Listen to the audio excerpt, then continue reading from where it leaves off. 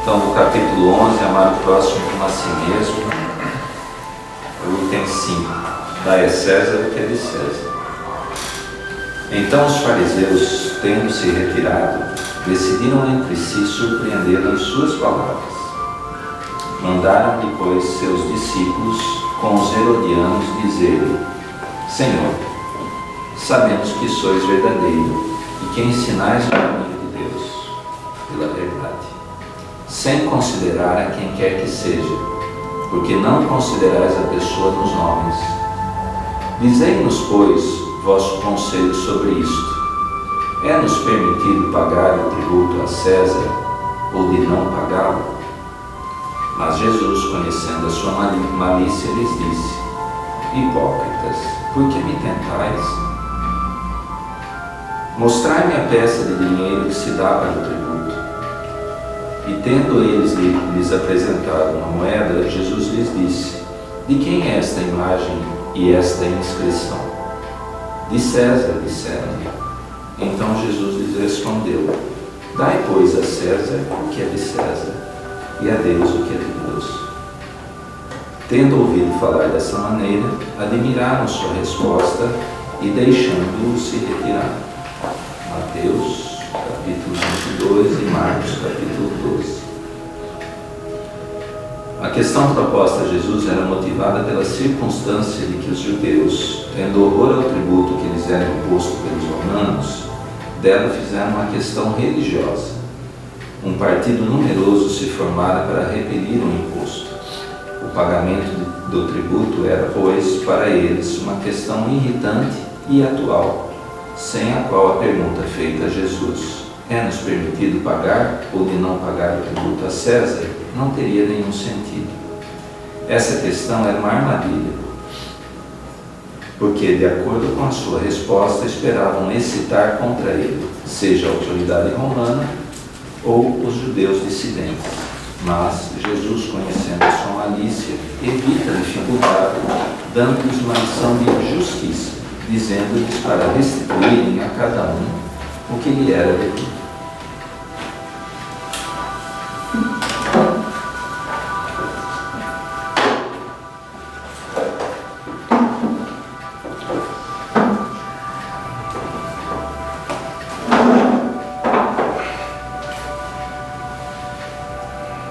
Obrigado, Senhor, pela oportunidade de estarmos aqui reunidos nessa manhã, nesta casa de oração, entre amigos, para podermos estudar mais uma vez as lições contidas neste livro, que tenta nos esclarecer de maneira mais adequada o nosso entendimento acerca da mediunidade. Pedimos, Pai, a presença dos nossos amigos espirituais a nos amparar nesse trabalho. E a Jesus, o nosso mestre e amigo de todas as horas, que nos auxilie com o seu entendimento, a tua luz, a tua bondade para conosco, irmãos menores, ainda tão imperfeitos e vacilantes. Que a tua paz, Mestre Jesus, possa nos envolver, que o vosso amor possa tocar os nossos corações e que durante essa hora de estudo possamos ser esclarecidos e intuídos, para que ao sairmos daqui nos sintamos um pouco melhores em relação a nós mesmos. E que essa melhoria possa se traduzir em felicidade para nós e todos aqueles que participam de nossa vida. Que a tua paz nos envolva aqui e em todos os momentos de nossa vida. Que assim seja. Bom, então, na continuidade ao capítulo 8, que nós iniciamos na semana passada, que é mediunidade e eletromagnetismo. Nós havíamos discutido o primeiro item, que era a mediunidade estuante, e agora a gente continua com o item 2 aqui, que é corrente elétrica.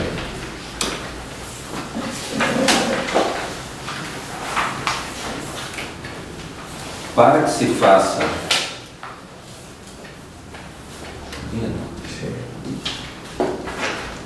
corrente elétrica. Para que se faça mais clareza em nosso tema, é imperioso incluir o magnetismo de modo mais profundo em nossas observações de limiar. Sempre que nos reportamos ao estudo de campos magnéticos, o ímã é recordado para marco inicial de qualquer anotação. Nele encontramos um elemento com a propriedade de atrair limalhas de ferro ou de aço e que, com liberdade de girar ao redor de um eixo, assume posição definida relativamente ao meridiano geográfico, voltando invariavelmente à mesma extremidade para o polo norte do planeta. Bom, então aqui ele vai começar, é um capítulo bem interessante, não que os outros não tenham, mas vai começar a introduzir um pouco mais o conceito de força eletromagnética e os princípios magnéticos, para depois assim fazer essa associação com a mediunidade. E como em todos os livros que a gente estuda magnetismo, começa com aquela coisa do ímã, que atrai a limalha de ferro, então, e que ele convencionou-se, que o polo norte, a agulha, quando direciona o polo norte geográfico, e assim por diante. Então é só para dar essa introdução. Estabelecendo algumas ideias com respeito ao assunto, consignaremos que a corrente elétrica é a fonte de magnetismo, até agora para nós conhecida na Terra e no plano espiritual. Nessa mesma condição, entendemos a corrente mental, também corrente de natureza elétrica, embora menos ponderável na esfera física. Bom, e aqui é interessante porque ele já começa uma associação que a gente já discutiu, mas voltando atrás aqui, só para relembrar algumas coisas para a gente, que acho que vai ser interessante depois, que corrente elétrica a gente já viu, que é movimentação de elétrons, certo? Bom, sempre que há movimentação do elétron, se a gente imaginar a corrente elétrica, ao haver movimentação de elétron, ela cria uma onda eletromagnética, consequência uma da outra, porque a movimentação do elétron provoca nas estruturas que estão pela liberação de energia e coisa e tal, a formação de um campo magnético, entendeu? Que a movimentação, a gente não vai entender como isso acontece, que ninguém entende, na verdade, só descreve-se essa situação. Mas quando há um campo elétrico, isso é gerado, pela movimentação de elétrons, cria-se um campo magnético. Se a gente voltar lá atrás, lembra que tudo é perpendicular, O campo da onda elétrica, a onda elétrica gera um campo, uma onda magnética que é perpendicular à onda elétrica, tá? Que também é perpendicular ao sentido de deslocamento da onda. Lembra lá atrás que a gente conversou sobre isso? Então, qual é a associação que ele faz aí? Se o nosso pensamento é uma onda elétrica, ela também gerará um campo e uma onda magnética, porque isso faz parte. E a onda, o campo onda magnética, quando é gerado, ele também por si gera uma onda um campo elétrico. Quer dizer, uma coisa interage com a outra. Entendeu? Por isso que isso foi aquela história do escocês lá, do Maxwell, que ao perceber isso através de cálculos, ele falou, uma coisa está intimamente ligada à outra. E a importância aqui é a seguinte, porque no caso do ímã, isso acontece de maneira natural, essa atração e repulsão. Mas na verdade, toda estrutura que for estimulada por um campo elétrico, desde que seja algum tipo de condutor, ele poderá, né, não são todas, mas algumas poderão ser imantadas por essa corrente elétrica e gerar um campo atrativo ou repulsivo.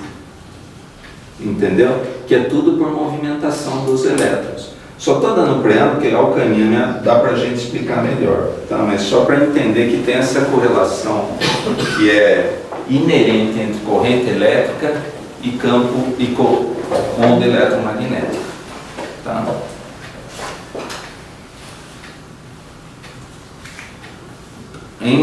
Nessa mesma condição, entendemos a corrente mental, também corrente de natureza elétrica, embora menos ponderada na esfera física.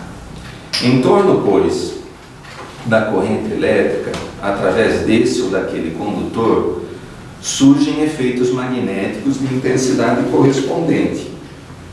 E sempre que nos proponhamos a produção de tais efeitos, é necessário recorrer ao apoio da corrente referida. Sabemos, no entanto, que a eletricidade vibra em todos os caminhos do infinitamente pequeno. Em cálculo aproximado, não ignoramos que um elétron transporta consigo uma carga elétrica de 1,6 vezes 10 a menos 19 coulomb. Aqui ele só está afirmando aqui, você vai lendo, você vai vendo a sutileza com que ele coloca as coisas. Por exemplo, agora ao ler isso que eu entendi finalmente, eu li várias vezes, eu falei, por que ele colocou essa coisa do elétron aqui, da carga dele? Que adianta eu explicar spin, né? Ele está colocando, se o elétron tem uma carga elétrica, né, ele gera um campo magnético.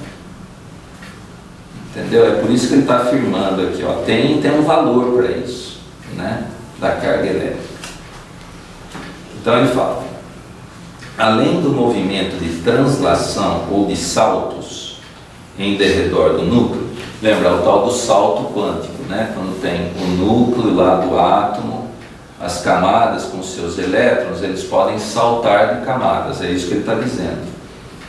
Que a translação ou saltos em derredor do núcleo, os elétrons caracterizam-se igualmente por determinado movimento de rotação sobre o seu próprio eixo, se podemos referir-nos desse modo às partículas que os exprimem, produzindo os efeitos conhecidos por spins. Bom, spins, em inglês quer dizer rodar, né? Girar. Então aqui o que a gente precisa ter é o seguinte, com relação ao elétron, se a gente primeiro imaginar o cenário do núcleo do átomo, né, e as camadas aqui, o elétron gira ao redor do núcleo. Movimento de elétron, corrente elétrica, onda eletromagnética e campo eletromagnético associado. Então, esse já é um campo magnético, em tese, possível pela movimentação de um elétron. Bom, agora, o próprio elétron, ele gira sobre si mesmo, num sentido, como a Terra gira ao redor do Sol, mas também ao redor do seu próprio eixo. Esse é o spin. Agora, ele pode girar num sentido, vamos dizer, da esquerda para no sentido horário ou anti-horário. Movimento do elétron é movimento elétrico, carga magnética. Então, na verdade, quando você pensa nessa estrutura, você tem potencialmente dois campos magnéticos, que é o originário pela movimentação ao redor do núcleo e pela movimentação ao redor de si mesmo. Tá? O que eu vou adiantar um pouquinho, o que ele vai dizer adiante é que, como na maioria das estruturas, o número de elétrons que gira para um lado, você tem que gira para o outro, eles se anulam. Então, o campo magnético resultante costuma ser nulo. E a mesma coisa no spin. Para o mesmo número de elétrons que giram no sentido horário, ele vai ter um parceirinho que gira no sentido anti-horário e anula esse efeito de campo. Tá? Então, há um equilíbrio. Esse vai ser o principal conceito para a gente ter aí no restante do capítulo. Tá?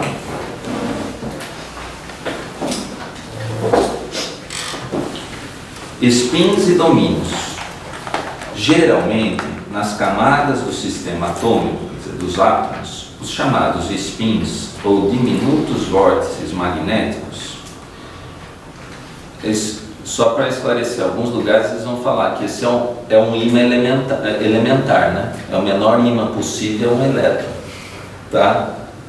Porque é o que gera o menor campo magnético possível, tá? Então, por isso que ele usa aqui também esse termo diminuto, revelando natureza positiva ou negativa, dependendo do lado que ele gira, né?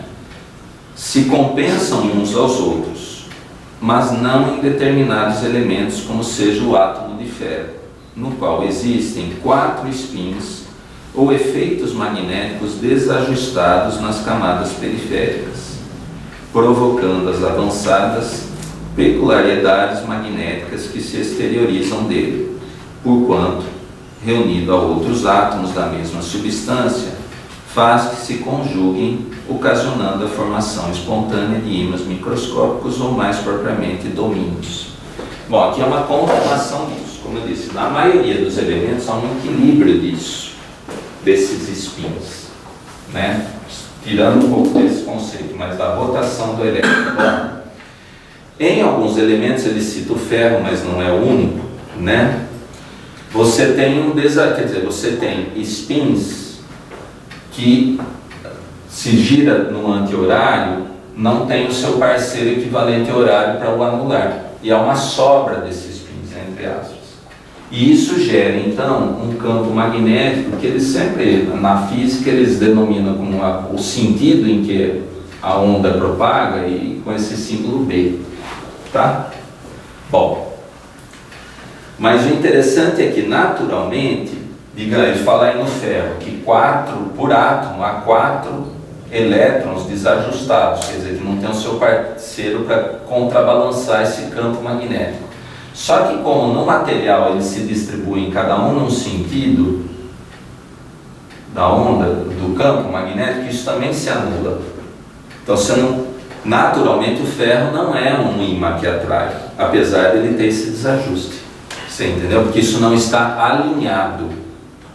Então, o domínio que ele está usando o termo é quando você consegue induzir um alinhamento desses campos magnéticos. E aí ficam todos para o mesmo lado. Entendeu? Aí é uma polarização de elétrons de um lado e do outro, aí cria-se o polo positivo e o polo negativo. No ímã natural, isso acontece de maneira natural, esse alinhamento. Né? No ímã que você acha na natureza, lá a pedra, a estrutura que atrai naturalmente. Já existem esses domínios já naturalmente alinhados. Tudo bem?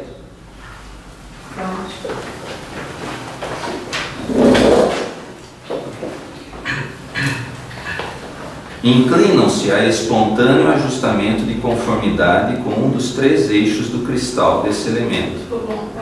Por aí?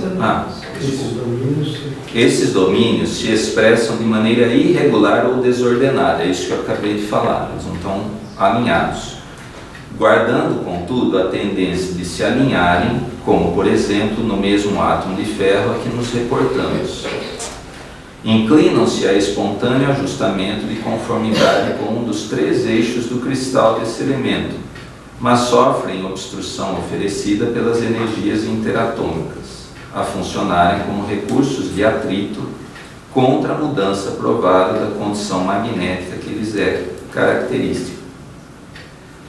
Bom, simplificando aqui, porque nem eu consigo levar, não consigo não há esse alinhamento natural no ferro, ele tem que sofrer algum tipo de indução, quer dizer, se por um lado há uma tendência ao alinhamento, também as estruturas, os demais elementos do átomo impedem que isso aconteça. É um conjunto de forças, né? Que a gente já viu isso, quer dizer, só para colocar um paralelo que mostra isso, dentro do núcleo do átomo a gente tem prótons e nêutrons. Os nêutrons, como diz o nome, não tem carga elétrica, então não tem atração nem repulsão, mas os prótons que teriam carga positiva, eles tenderiam a se repelir dentro do núcleo. Por que isso não acontece? Que existe uma força, né, que é chamada força nuclear forte, que é mais forte do que essa força de repulsão, que os mantém unidos, né? Que é conhecido como a maior força da natureza, é essa, que mantém esses prótons, apesar da tendência natural a se repelirem, unidos. Então, só para citar uma das forças dentro do átomo que interferem de como isso funciona. A mesma coisa entre os elétrons, eles são atraídos pelas cargas positivas do próton no núcleo, né? Por que eles não mergulham como um cometa atraído pela atmosfera, pela gravidade do planeta, e se chocariam com as cargas e se anulariam? Porque a velocidade que eles têm, né, é o que mantém afastado, o que gera também uma força de repulsão, né? Então, seria aquele negócio mais do tipo, você pegar dois ímãs ao contrário, né? Dá para fazer essa analogia? Quase. Quando você bota dois polos norte, né, ou dois polos sul, eles vão se repelir. Ele cria uma força. Talvez a gente chegue a falar nisso. Na verdade é que quando você aproxima, ele não tem um campo magnético, você aproxima de um outro condutor, e o ímã do outro lado é um condutor, ele tenta criar uma corrente elétrica. Porque quando eles se atraem, polo norte e polo sul, quando você aproxima, eles induzem uma corrente elétrica. Só que num sentido que, se são dois ímãs, ao você os aproximar, um induz corrente, movimentação de elétron no outro, que os dois têm essa propriedade. Quando são polos opostos, norte e sul, ou negativo e positivo, essa corrente induzida nos dois é no mesmo sentido, então eles se atraem.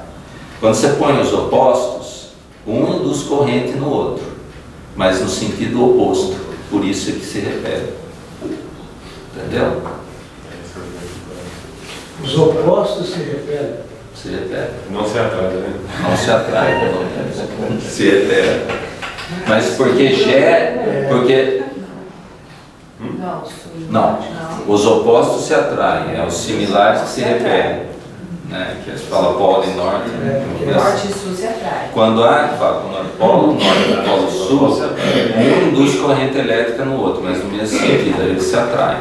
Quando são idênticos, norte e norte, também induz, mas no sentido oposto, e aí se afasta. Por isso que eu acho que aquele ditado que a gente fala, os opostos se atraem. Os opostos se atraem, né? Daí vem daí, né? Porque não dá menos choque. Dá menos Você fala assim, conflito. eles estão juntos porque eles são iguais. Eu acho que eles são tão opostos que Não. Eu acho que o outro. eu acho que é o contrário, Marcos. Eles são tão diferentes que eles vão gerar um conflito. E é um conflito que vai gerar melhora.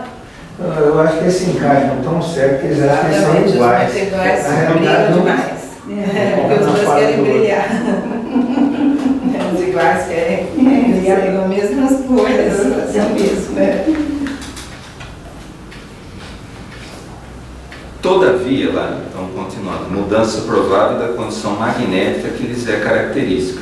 Todavia, se a intensidade magnética do campo for aumentada, alcançando determinado teor, com capacidade de garantir a orientação de cada domínio atingido, entra imediatamente no alinhamento magnético. Aquilo que eu falei, se você induzir um campo magnético com uma corrente elétrica, né?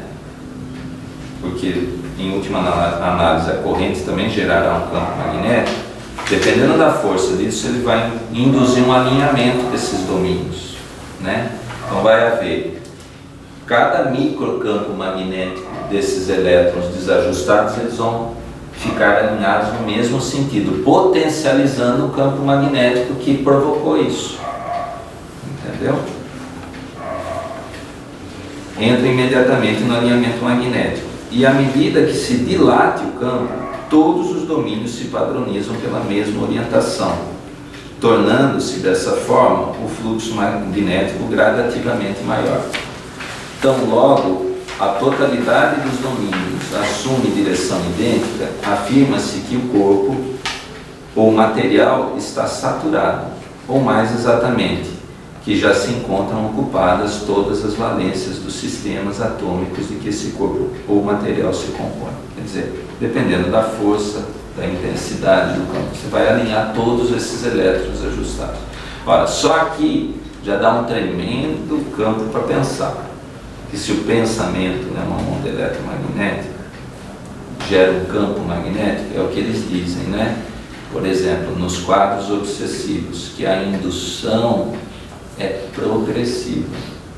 Você vai provocando um alinhamento dos domínios, né, do pensamento entre o obsessor e aquele que está sendo, até que há um perfeito alinhamento, está tudo saturado. E aí você vê nas descrições do André Luiz, isso fica bem claro, né? Quando ele fala como há uma fusão dos pensamentos, quer dizer, está tudo tão saturado, tão alinhado, que é quase que se confunde o pensamento de um com o outro. Uma simbiose. Mas você vê que elas ocorrem a nível energético. E por isso que eles falam também, ó, não adianta querer romper isso na marra, porque o estrago vai ser maior. Isso não ocorreu porque há um alinhamento muito forte dessas coisas, né? E você vai desestruturar o perispírito de ambos, que já estão desestruturados, né? Já estão doentes. Mas vai criar uma situação pior. Só uma pergunta. Em alguns livros que eu leio, não da parte voltada ao espiritismo, mas da parte de positivismo, né? O pensamento, ele gera uma força chamada mensagem do éter, né? Isso a gente pode falar. Você poderia explicar um pouquinho sobre isso? Ou é Não penso voltado? nada sobre isso. Nada, né? Ele comenta que muitas vezes na passagem do livro fala que essa mensagem do éter realmente ela gera essa corrente de pensamento para onde você quer levar o seu pensamento, né? Aí eu pensei que, a hora que você começou a comentar aqui atrás, eu falei que possa ser que ele gere esse campo que você está falando. Não, eu acho que o campo é gerado, entendeu? E aí essa corrente do éter, porque assim, muitas das vezes, quando você propaga o teu pensamento, de você pensar em uma pessoa e ela te ligar. E isso coloca-se realmente as pessoas, voltaram dentro da literatura, fala que é uma mensagem do éter, né? Mas com certeza deve ser que é a corrente, né? Dissipada. Mas é o que na doutrina fala em fluido cósmico universal. Que deve ser a mesma coisa, né? Era só essa associação. Nessa associação, sim. Perfeito. Tudo bem? É uma colocação, se eu querer. Então, campo magnético essencial. Da associação dos chamados domínios surgem as linhas de força a entretecerem o campo magnético essencial, ou mais propriamente, o espaço em torno de um polo magnético. Então, isso aí é só isso. Na hora que se associa todos aqueles campos elementares, todos alinhados em domínio, você vai gerar um campo magnético maior, né? Com maior intensidade. E os polos surgiram, né? O polo norte e o polo sul, né? Se está tudo alinhado numa única direção, um vai ter uma propriedade e o outro extremo outro, né? Que são opostas. Esse campo é suscetível de ser perfeitamente explorado por uma agulha magnética, né? Sabemos que um polo magnético se caracteriza por intensidade análoga à unidade, sempre que estiver colocado a distância de 1 centímetro de um polo idêntico, estabelecendo-se que a força de repulsão ou de atração existente entre ambos equivale a 1 μ. Isso aqui é só o critério que é usado para se determinar. Pelo menos eu não consegui ver outra, ele só está esclarecendo isso. É assim que o Ørsted é o nome de um físico que descreveu vários estudos nessa área e foi dado em homenagem a ele, né, como Tulamperi também foi nome de um físico, né, Vac também de outro. Então as siglas para determinar tudo isso foram, a maior parte delas, homenagem a esses físicos, né? Ørsted também é um deles. Designa a intensidade do campo que funciona sobre a massa magnética unitária com a força de um Dina. Tá? Não acho que é fundamental a gente aprofundar aqui, porque fica complicado, vou ter que escrever todas as fórmulas que eles usaram para chegar nisso. O que é um Dina? O que significa? É uma unidade para descrever essa força que existe de atração ou de repulsão entre dois campos magnéticos. Então, quando você coloca uma distância de 1 centímetro, tem toda uma padronização, eles, assim, por questão de convenção, levou o nome de Undina, que é também o sobrenome, se não me engano, de um físico. Então, quando você vai, é uma medida, é só uma medida dessa força de atração e de repulsão entre campos magnéticos. Entendeu? Olha lá, se o campo magnético terrestre é muito reduzido, formando a sua componente horizontal, quer dizer, na sua rotação horizontal, 0,2 Ørsted, a vertical 0,5 Ørsted aproximadamente, os campos magnéticos nos fluxos habituais de aplicação elétrica demonstram elevado grau de intensidade, qual acontece no campo característico do entreferro anular de um alto-falante, que medeia aproximadamente de 7.000 a 14.000 Ørsteds. Quer dizer, nos alto-falantes você cria um campo magnético que é para conversão, primeiro, da voz, né, que é uma onda sonora, ela converte-se numa onda elétrica, por tabela também magnética. Isso aí é transmitido por fios ou por via, né? E aí é reconvertido numa voz audível para os nossos ouvidos, né? Claro que isso não tem toda a perfeição, por isso quando a gente se ouve no telefone, você fala, nossa, ou numa gravação, mas essa é a minha voz, porque a percepção, isso não é perfeito, entendeu? Como o meu ouvido capta a minha voz, quando ela é reproduzida num outro aparelho, há uma distorção que a gente às vezes até não reconhece, né? Mas aqui acho que ele faz a comparação para ver essa diferença desse campo, né? O que é gerado, como é intenso num alto-falante, que é um negócio relativamente simples, né? Fácil reconhecer que em todos os elementos atômicos nos quais os efeitos magnéticos ou spins se revelam compensados, os domínios ou ímãs microscópicos se equilibram na constituição interatômica, com índices de harmonia ou saturação adequados, pelos quais o campo magnético se mostra regular, o que não acontece nos elementos em que os spins da camada periférica se evidenciam descompensados ou naqueles que estejam sob regime de excitação. Que eu acho que o que ele quer fazer é a associação disso, que uma situação natural de harmonia, quer dizer, mesmo quando há esse spin, quer dizer, você pode haver o perfeito equilíbrio, o número de elétrons girando num sentido, também no outro. E aí seria a situação de estabilidade, né? E harmonia da estrutura atômica, né? Mas quando isso não ocorre, há um certo grau de desarmonia, que pode ser tanto maior quanto maior o grau disso. Isso pode ser potencializado através de situações externas também, né? Quer dizer, esse grau de desequilíbrio pode aumentar ou diminuir, né? Eu acho que é só isso que ele quer colocar aqui, que ele está preparando o terreno para o próximo item, tá? Possuímos na Terra as chamadas substâncias magnéticas naturais, e ainda aquelas que podem adquirir semelhantes qualidades artificialmente, como sejam mais destacadamente o ferro, o aço, o cobalto, o níquel e as ligas que lhes dizem respeito. Merecendo especial menção o ferro doce, que mantém a imanização apenas no curso de tempo em que se acha submetido à ação magnetizante, e o aço temperado, que se demora imanizado por mais tempo, depois de cessada a ação referida, em vista de reter a imanização remanente. Bom, o que ele está querendo dizer é, primeiro, que a gente já sabe que tem enzimas naturais, que esse alinhamento dos domínios ocorre de maneira natural. Mas você pode induzir isso, né? Como?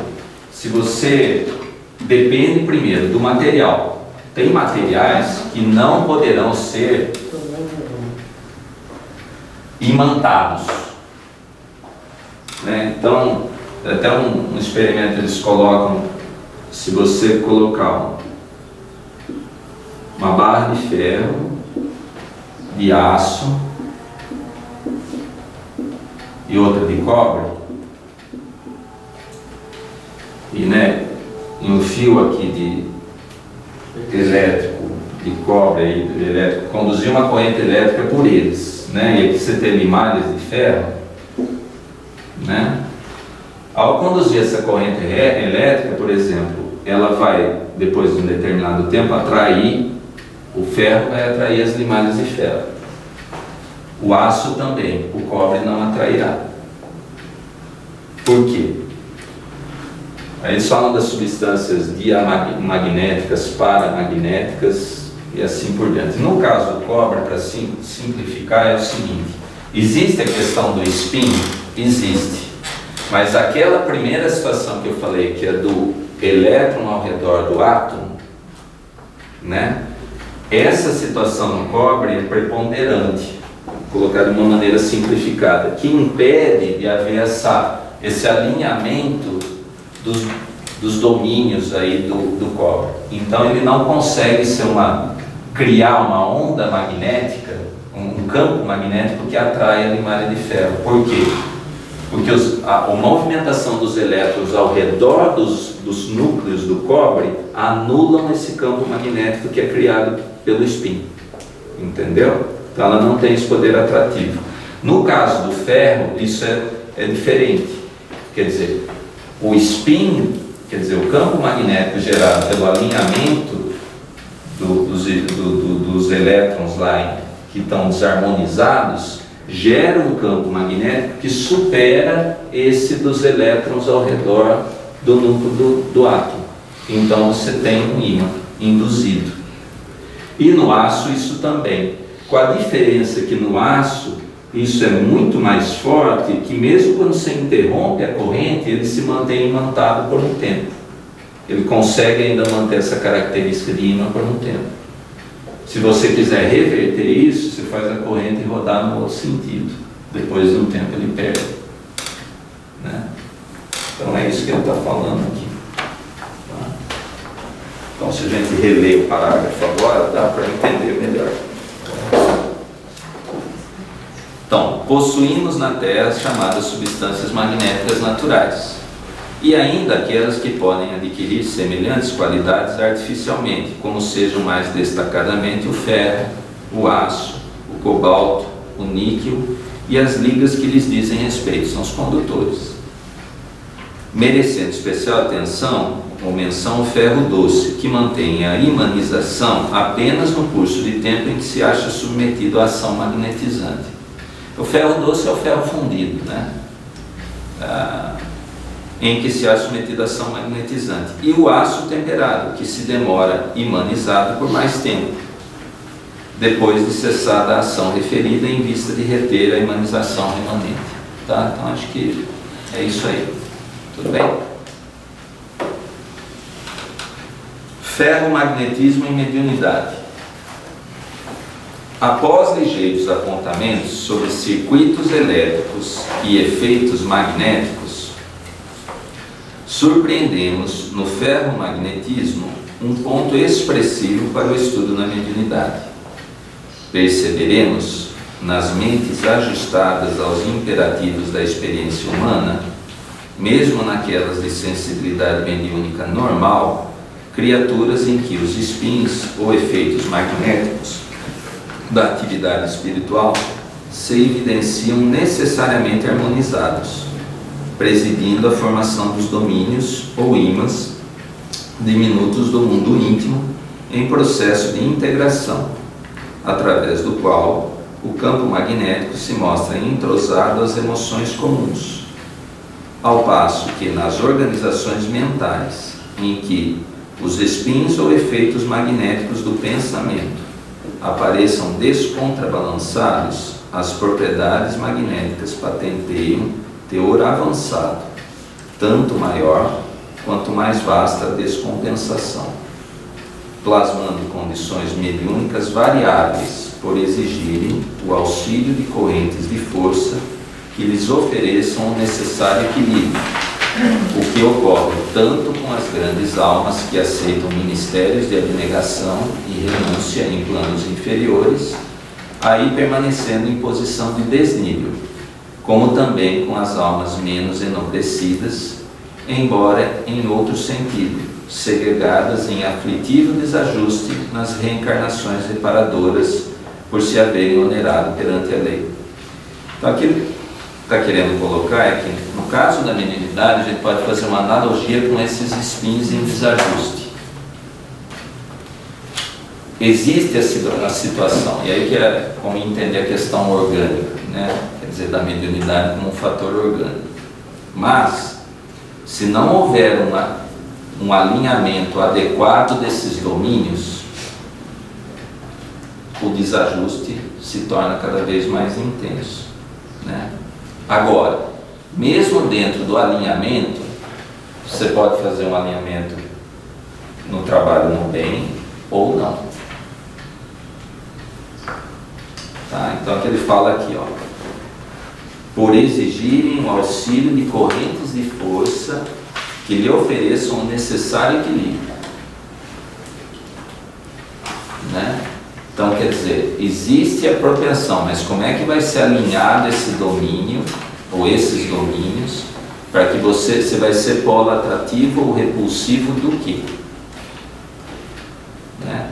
Então, por isso que aquela história fala, né, que médium se encontra médium em maior frequência e concentração onde, né? A gente encontrava nas casas, nos sanatórios, nos hospícios, que são essa situação orgânica, né, do pensamento que gera esses domínios que, mal alinhados ou não alinhados, provocam profundos desajustes na intimidade daquele espírito. Porque, como ele disse, se por um lado são, e aí não é bem o caso desses, né, de almas que aceitam ministérios de abnegação e renúncia, também tem aquelas que são segregadas em aflitivo desajuste nas reencarnações reparadoras, por haverem onerado perante a lei, se onerado perante a lei. É quando Emmanuel coloca, né, que a maioria dos médiuns não são missionários, são espíritos que fracassaram, né, de maneira muito intensa, né, se desajustaram com as leis divinas. E eu acho que é esse desajuste com as leis divinas que causa essa situação que você vai precisar trabalhar o alinhamento dos domínios depois para se reajustar com as leis divinas, né? E por isso que a mediunidade é um instrumento para a gente, para reajuste do espírito. É por isso que eu falei que era um capítulo meio pesado esse. É forte. A gente pode se encaixar ali também. Eu acho que perfeitamente. Quando eu sou ferro, quando eu sou aço e quando eu sou cobre. E nas dois sentidos, né? Quer dizer, a gente, essa imantação, você veja, quando a gente, quando Adão colocou isso, a questão, por exemplo, para mim, da irritabilidade, né? Não deixa de ser uma imantação. E chega uma hora, você começa, é claro, é uma tendência que eu já tenho, quer dizer, eu já tenho os spins lá, os elétrons desajustados. Agora, alguém conduz uma corrente que alinha tudo isso. Eu passo a ser um desajustado alinhado, quer dizer, com frequência, né? Depois de um tempo eu não preciso nem da presença dele, do pensamento do outro. É o ferro. Eu mantenho esse padrão de comportamento de pensamento por mim mesmo. Eu não preciso nem mais da indução do outro, do estímulo do pensamento do outro. Interessante essa tua colocação. Então, outros não, certas situações falam, nossa, mas é a tentação. A tentação é isso, é uma indução. Você precisa só do outro campo lá, né? Você me tenta, né? Quer dizer, você induz em mim o que tem de bom ou o que tem de difícil, né? E eu me alinho com isso, né? E aí entra depois que você fala, se a pessoa não tiver um espírito em equilíbrio, quer dizer, não precisa nem do outro campo, né, para gerar esse alinhamento. Você virou por si só, você pode, né? Porque a gente não pode esquecer o que ele sempre fala, que isso aqui é só uma analogia, né? Ela é imperfeita. Mas pode ver, certas ideias, é questão da, acho que qualquer coisa, é que para a gente fica mais fácil pegar os exemplos ruins, porque a gente tem pouca vivência nos bons, né? Mas questão da maledicência, por exemplo. Às vezes você nem tem o hábito, mas você começa a conviver com pessoas que têm o hábito de comentar sobre a vida alheia, dali um tempo você também está fazendo a mesma coisa. E nem precisa da presença deles. É uma grande atração. Desenvolveu em você uma tendência que você já tinha, mas alinhou, potencializou aquilo. E aí você passa a ser um indivíduo que se apresenta em outros núcleos, e é o polo de maledicência, passa a ser você a induzir os outros. Assim como o oposto é verdadeiro, quer dizer. E aí acho que eu entendo quando ele falava que, né, que o amor cobre a multidão dos pecados. Fato, quando a gente conduz uma conversa edificante, você transforma o ambiente com tanta facilidade, é o maior do que o maledicente. Porque aquele que só estava induzido, ele se alinha com você. E aquele que não estava e não quer, ele se afasta. E por isso que a gente já conversou, a Márcia mesmo essa semana. Depois de um tempo, certos ambientes já não são mais adequados para a gente. E não é por uma questão, você... sabe, se não se mistura, mas é verdade, você vai lá para participar de um ambiente do qual você não tem nenhuma afinidade mais. Você é seletivo, na verdade. Mas é uma seleção, você se polarizou, quer dizer, Se alinhou ali. alinhou com uma situação diferente. Bem claro. E no dia a dia a gente tem muito isso. Tem muito isso, mas não se apercebe, porque é sutil essa história, né? É muito sutil. Tanto para, né? Chama mais a nossa atenção o lado, aí é o oposto do bem, que a gente tem pouca prática nisso. Quando a gente acha que fez uma conquista pequena, né, chama a nossa atenção, né? Mas eu acho que o maior perigo são nas coisas que a gente nem se percebe do dia a dia, que a gente vai sendo imantado para aquele tipo de comportamento. E tem um desvio de conduta, né? Mas isso também acontece de uma forma bem sutil, como o Mário está colocando. Não tem, porque quando é uma coisa abrupta, você consegue detectar, mas quando a coisa vai acontecendo aos pouquinhos, tem um processo de desgaste do solo que chama de lixiviação, né? Que é o maior processo que mais destrói o solo, né? Quando eu vou falar disso aí, eu lembro do espírito, porque o que acontece com a gente é aquele mesmo processo, aos pouquinhos, né, vai tirando da gente o que a gente tem de bom, quer dizer, tem de bom não, poderia ter, né, aquele que tem ninguém vai tirar, né? E aí a hora que você vai perceber, você está numa situação que é muito difícil de... Então o processo é um processo lento e sutil, né? Não é alguma coisa abrupta, porque aí você percebe, né? Não, é contínuo, mas é sutil. Ao longo do tempo você vai perceber, né? Eu acho que essa é a maior vigilância, que o Mário colocou também, que vai alinhando aquelas situações e depois larga a gente sozinho, né? Porque aí a gente ia dar conta de ser sozinho, né? Mas aí pode ser essa influência de encarnadores. E aí, de repente, você sutilmente vai se deixando levar, mas porque você tem esse controle. Está dentro de você. Controle energético.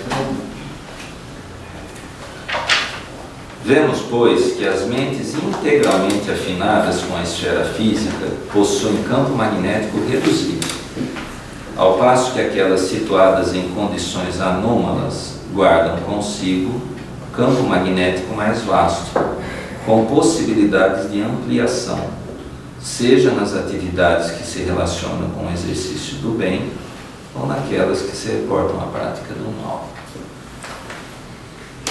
Então aqui eu entendo isso, e pode estar incorreto aqui, a questão do fomos criados simples e ignorantes.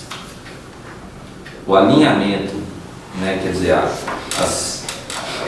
a nossa mente aqui, como ele coloca, é integralmente afinada com a esfera física. Como simples e ignorantes, nossa mente está muito afinada com esse aspecto, porque é a condição do simples e ignorante. Mas na medida em que a gente vai progredindo, na longa jornada evolutiva, a nossa mente vai se tornando menos alinhada com o estritamente físico, quer dizer, ampliam-se os nossos potenciais. Né? Quer dizer, o potencial já existe, mas amplia-se essa condição do pensamento, que é a inteligência, o ganho intelectual, a sabedoria, entre aspas, que vai se ampliando. Então, o seu campo magnético, que é o do pensamento, vai se ampliando. Né? Só que quando ele se amplia a possibilidade de tudo, de trabalho no bem ou de alinhamento, porque você aumenta esse número de spins disponíveis para serem alinhados, que é essa expansão do pensamento do espírito. Né? Então, entra tantas coisas que a gente sabe e ouve, né? Quem muito foi dado, muito será cobrado, né? Quanto maior o conhecimento, maior o compromisso, né? Porque são potenciais, né? Que vão ser alinhados de uma maneira ou de outra, né? E as escolhas que a gente faz nisso. Então, acho que é isso que ele quer dizer com essa comparação, né? Quer dizer, quanto menos a gente sabe, né, quanto menos tem, menos risco corre de desandar.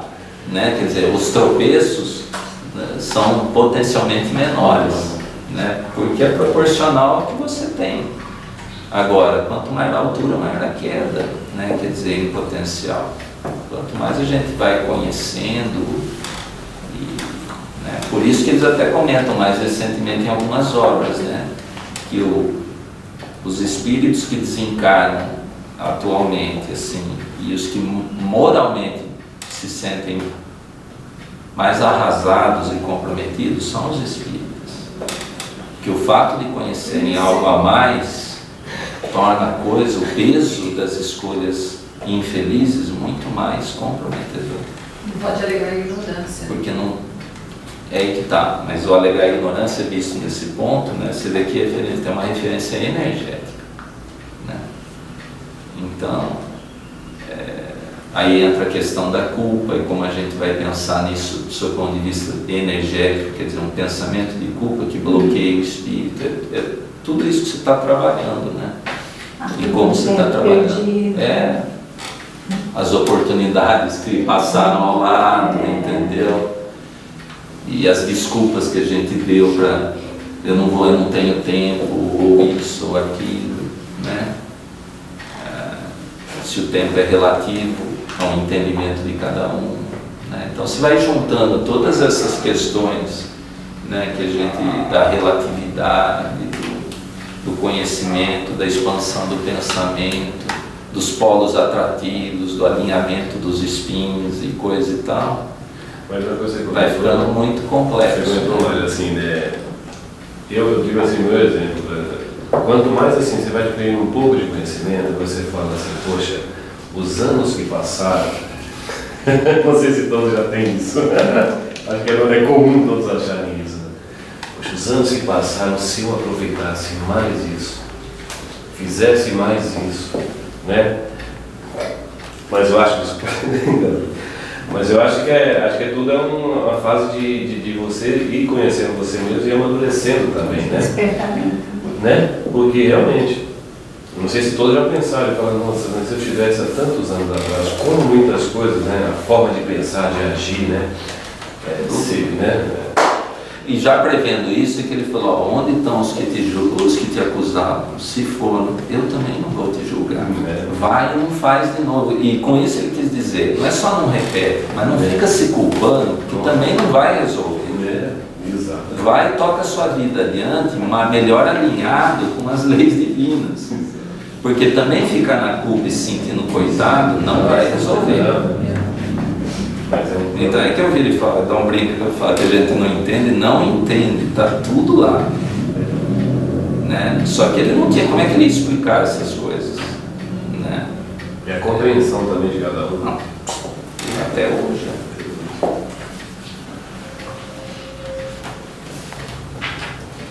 Descompensação vibratória. Sem obstáculo, reconhecemos que a mediunidade ou capacidade de sintonia está em todas as criaturas, porque todas as criaturas são dotadas de campo magnético particular. Campo esse, porém, que é sempre mais pronunciado naquelas que estejam temporariamente em regime de descompensação vibratória, seja de teor purgativo ou de elevada situação, a transparecer no trabalho expiatório da alma que se rendeu à delinquência ou na ação missionária dos espíritos de eleição, que se entregam à bem-aventurança do sacrifício por amor em estágios curtos ou longos na reencarnação terrestre, com o objetivo de trazerem das esferas superiores mais alta contribuição de progresso ao pensamento da humanidade. Fecha com chave de ouro. O Mário, aqui ele fala que tanto no bem como no mal você está descompensado. Descompensação vibratória. Vibratório. O bem, o mal. Tanto nos espíritos Você sobe, você desce, mais comprometidos, como naqueles mais evoluídos, que a mediunidade é muito ostensiva. Quer dizer, todos têm esse campo magnético. Portanto, por isso que todos somos médiuns, porque a capacidade de sintonia, né? Então, se o pensamento é uma onda eletromagnética, gera um campo magnético, esse campo magnético interfere e gera corrente no outro pensamento, isso é sintonia. Ela será tanto maior ou menor quanto essa descompensação vibratória for maior ou menor. E aí você pode encontrar espíritos, né, por conquista, já elevados, que isso se pronuncia de uma maneira, nos missionários, de uma maneira muito nítida e sempre no bem, como naqueles mais comprometidos, que é uma oportunidade, mas pode descambar para mais comprometimento ainda. Que a maioria, assim, não se descampa, mas eu digo a maioria dos médicos não são, porque não são missionários. Não são missionários. São poucos missionários, né? Uma delinquência.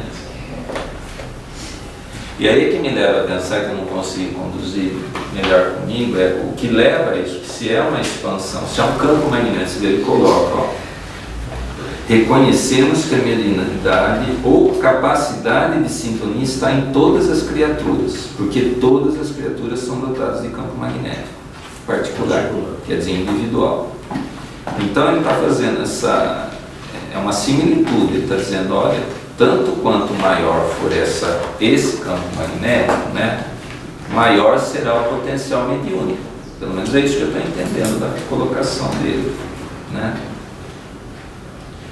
Do lado dos mais evoluídos fica fácil entender, né? Mas e de nós, os delinquentes, né?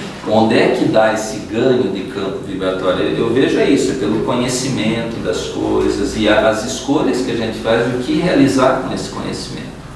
Quer dizer, o potencial está ali, né? Então, às vezes, a gente tem essa capacidade de sintonia que foi desenvolvida ao longo de muitas encarnações, mas o que leva a gente se por um lado, para desenvolver essa capacidade de sintonia requer um esforço, e requer, né, de aprendizado, de estudo, enfim, por que tanta dificuldade de utilizar essa mesma vontade, essa mesma, para utilizar do outro lado, né, no lado do bem? Por que a gente tem tanta facilidade para continuar na delinquência, entendeu? Isso explica pelo passado desse espírito, né? Na delinquência.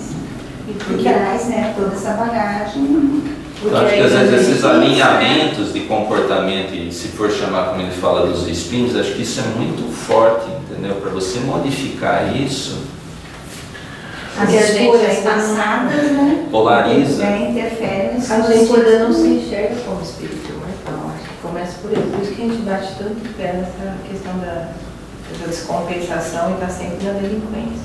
Porque a gente se programa para vir aqui, fazer isso, chega aqui, a gente se distrai, né? Na ilusão e tudo mais. Então é difícil sair dessa delinquência mesmo. Olha, eu vou fazer outra pergunta no sentido assim.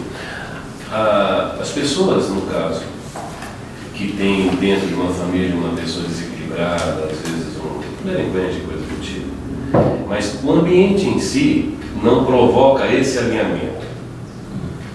Isso pode vir o que? A interferência. Qual o nome da senhora?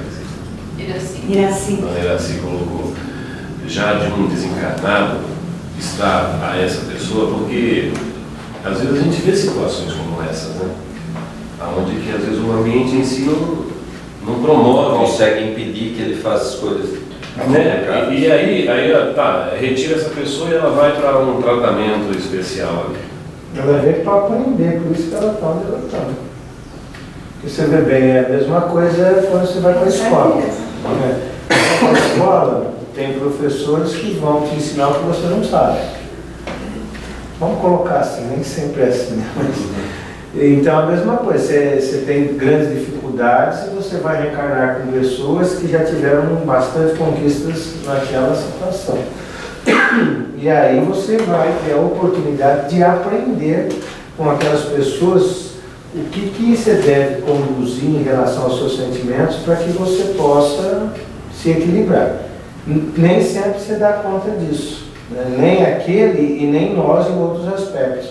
E aí parte para a delinquência, né? A gente vê, por exemplo, a questão, às vezes, de viciados, né? Que às vezes precisa passar uma reencarnação inteira, às vezes até fazendo uso de alguns viciados, que eu falo em tóxicos, essas coisas, né?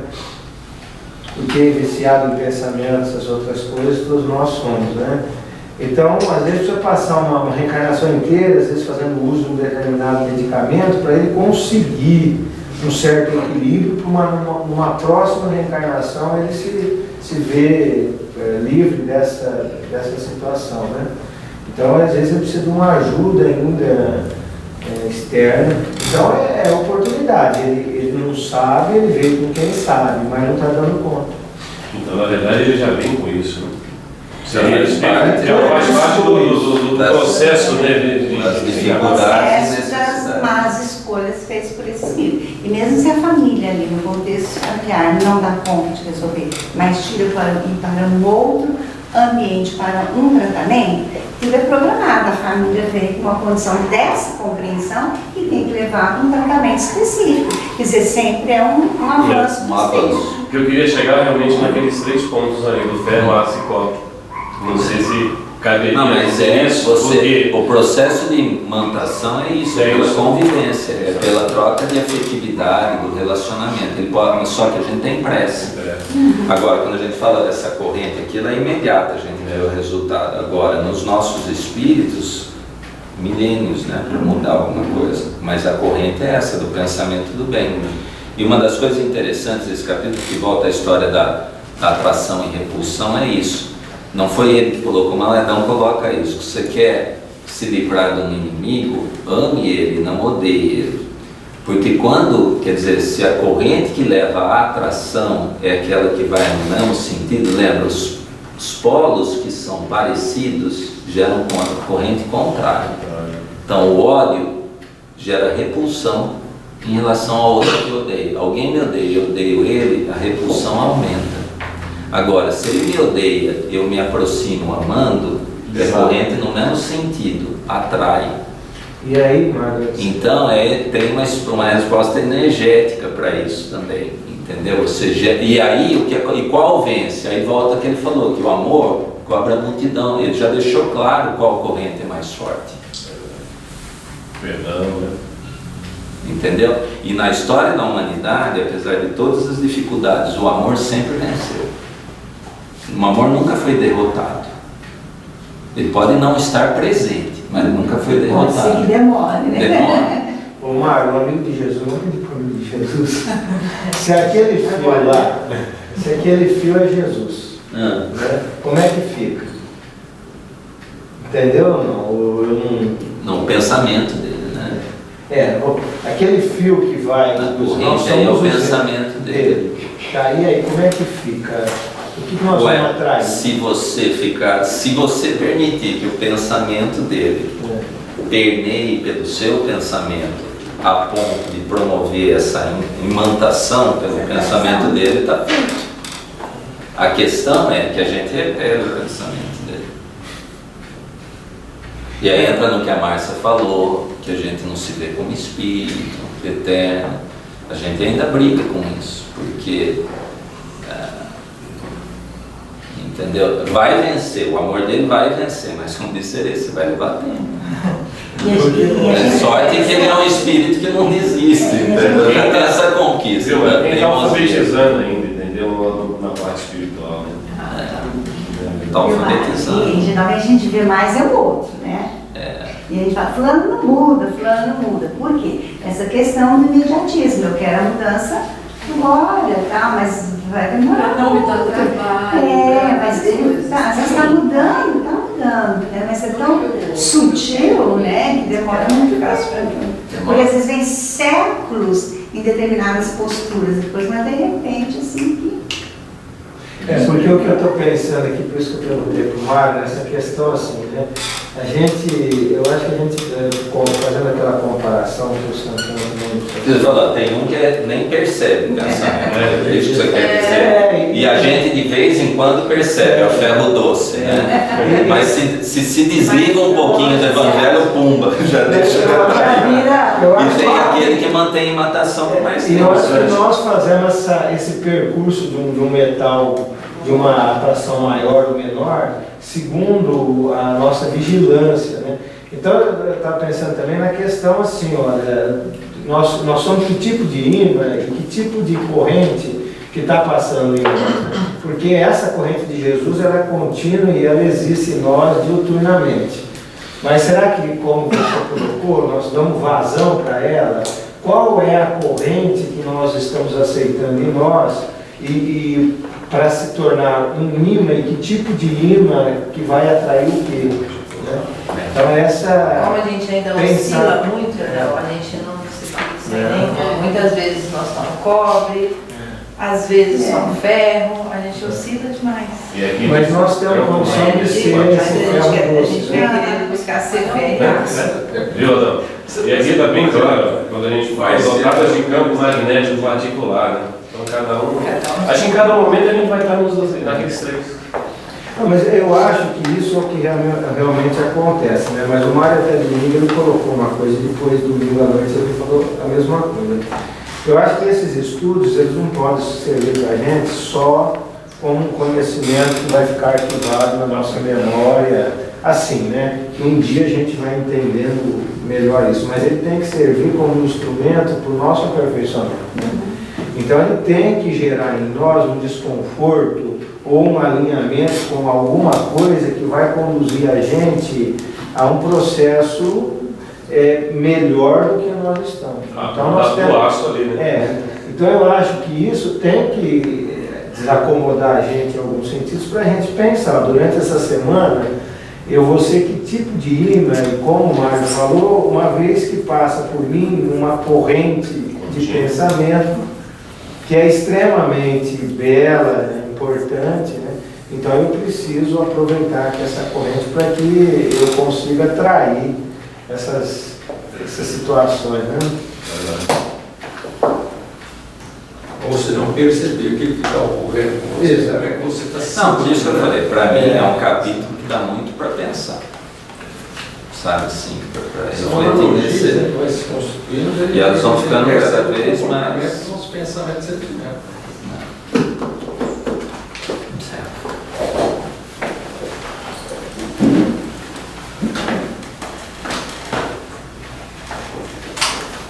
Senhor Jesus, estamos imensamente gratos por mais essa oportunidade por essa escolha feliz de estarmos aqui, nesta casa de oração, que nos abastece, que nos proporciona este momento de equilíbrio e paz em nossos pensamentos, que consigamos manter, ao sairmos daqui, este equilíbrio positivo, para que assim possamos praticar tudo aquilo que aqui buscamos a compreensão. Pedimos também que os amigos espirituais nos envolvam, nos enturmam,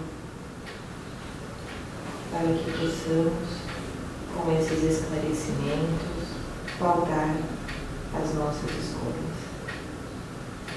Que a paz do Senhor esteja sempre conosco, que possamos ter uma semana de muitas reflexões, de muita luz.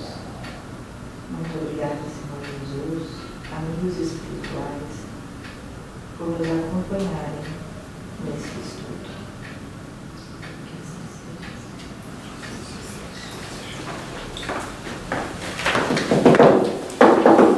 seja. Dona Dalva,